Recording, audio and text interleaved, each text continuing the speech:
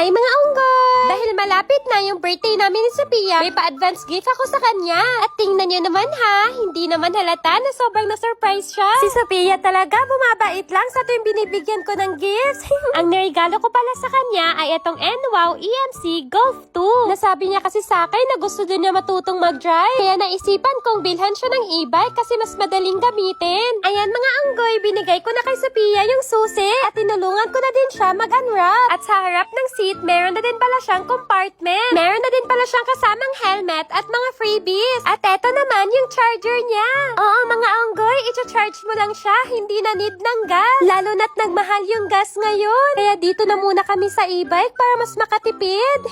So ayan, ako na muna yung nag-test drive kasi tuturuan ko muna si Sophia. At grabe pasabog, may pa-reverse camera na din. Napakagaan pala ng manubela neto. Matipid sa baterya, matipid din sa kuryente, di masyadong ramdam sa bill. Sobrang saya ni Sophia sa regalo ko sa kanya. At ayan na nga mga unggoy, siya na naman yung pinadrive ko. Kita niyo naman, di talaga siya marunong.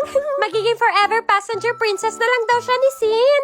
Kaya ayan mga unggoy, nagpalit na kami at ako na yung magdadrive. Eto na yung gagamitin namin papuntang mall, mag-grocery. Sobrang saya ni Sophia sa gift ko sa kanya, kaya ang sweet niya. And ayan mga unggoy, on the way na kami sa mall. At ayun na nga, may nadaanan kaming gas station. At grabe, napautot ako sa mahal. Pero no worries, dahil naka-NWOW e-bike kami, di na namin kailangan magpagas. At ayan na nga, nakarating na kami sa mall. Eto na, mag-grocery na.